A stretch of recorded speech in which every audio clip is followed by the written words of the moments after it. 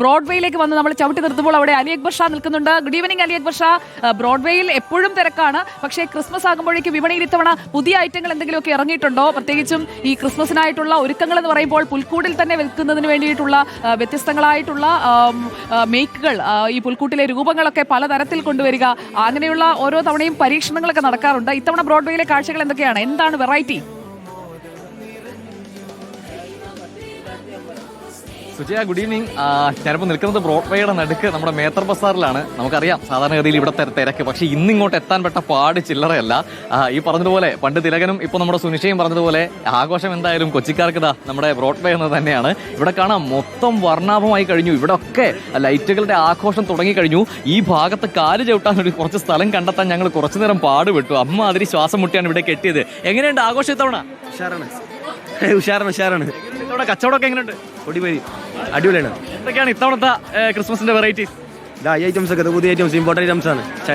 പുതിയ red and വൈറ്റിൽ വരുന്ന ഈ ഐറ്റംസ് ഒക്കെ പുതിയ ഐറ്റംസാ. 100 രൂപ എല്ലാത്തിനും. 100 റെഡ്. മൾട്ടി സ്റ്റാറുകളൊക്കെ. മൾട്ടി സ്റ്റാറാണ് ഏറ്റവും കൂടുതൽ വില. LED star 900.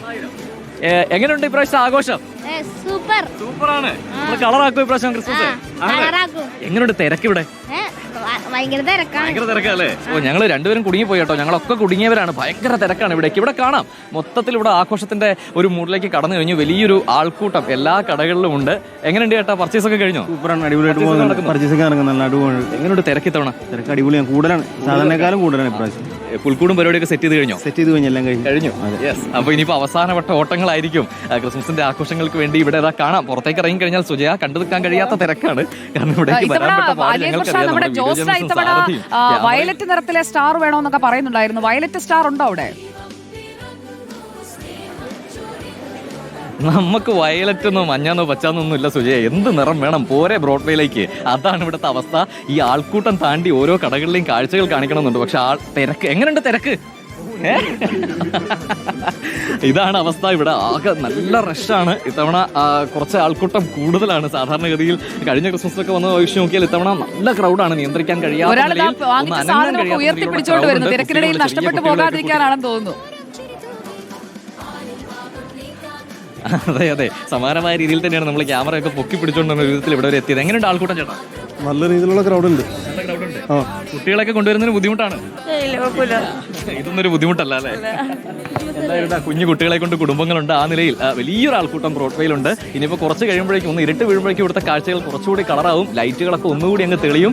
എന്തായാലും കൊച്ചി കളറായി തുടങ്ങി. ഇനി വരും ദിവസങ്ങൾ ആഘോഷത്തിന്റേതാണ്. വർണ്ണശബള ഘോഷരാവിന്റെ വരവാണ് ഇനി അങ്ങോട്ട്. അതാണ് ഇനി അങ്ങോട്ട് നമ്മളൊരു കാലത്തും അലി അക്ബർ ഷാ ക്രിസ്മസിന്റെ കാഴ്ചകളൊക്കെ പ്രേക്ഷകരിലെത്തിക്കും. ക്യാമറ പൊക്കി പിടിച്ചിരിക്കുകയാണെന്ന് പറഞ്ഞത് എനിക്ക് മനസ്സിലായി നന്നായിട്ട്. കാരണം ഇപ്പോൾ ആകാശ ദൃശ്യങ്ങളാണ് നമ്മൾ കണ്ടുകൊണ്ടിരിക്കുന്നത്. അതായത് കടകളുടെയൊക്കെ മുകൾ ഭാഗമാണ് നമ്മുടെ ക്യാമറാമാൻ, വീഡിയോ ജേർണലിസ്റ്റ് ഇപ്പോൾ പകർത്തിക്കൊണ്ടിരിക്കുന്നത്. ആ ഭാഗ്യം താഴ്ത്തി. അപ്പോൾ എന്തായാലും അവർക്കും സുരക്ഷിതമായി അവിടെ നിന്ന് പുറത്തേക്കൊന്ന് ഇറങ്ങണം. അപ്പോൾ മേത്തർ ബസാറിലാണ് നിൽക്കുന്നത്.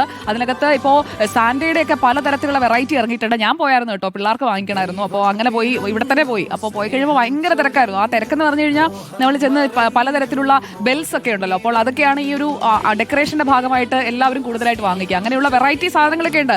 അലി എന്തെങ്കിലും വാങ്ങിക്കണമെങ്കിൽ വാങ്ങിച്ചോ. ഒന്നും വാങ്ങിക്കാതെ ചെന്നാൽ ലേബി ചിലപ്പോൾ വഴക്ക് പറഞ്ഞു വരും. സുജയ വാങ്ങിക്കണം എന്നൊക്കെ ആഗ്രഹമുണ്ട്. പക്ഷേ ഈ ആൾക്കൂട്ടത്തിൽ നല്ല ആൾക്കൂട്ടമാണല്ലോ ഇത്തവണ. ഇത് എത്ര ഈ സാന്റയ്ക്ക് വില? സാന്റയ്ക്ക് 5500 രൂപ വരും. 5500 വരും. പുറകിൽ കുറെ കുഞ്ഞു സാന്റമാരുണ്ട്. പിന്നെ കുറെ സാന്റമാരുണ്ട്. ഇത് കണ്ടോ, ആളുകൾ ഇവിടെ നിന്ന് കടക്കാനുള്ള ശ്രമത്തിൽ. എങ്ങനെയുണ്ട് ചേച്ചി തിരക്കൊക്കെ? കുറെ നേരമായി വന്നിട്ട്. കുഞ്ഞുങ്ങളെയൊക്കെ കൊണ്ട് വരുന്നതിന്റെ അവസ്ഥ എന്താ ഈ ആൾക്കൂട്ടത്തില്?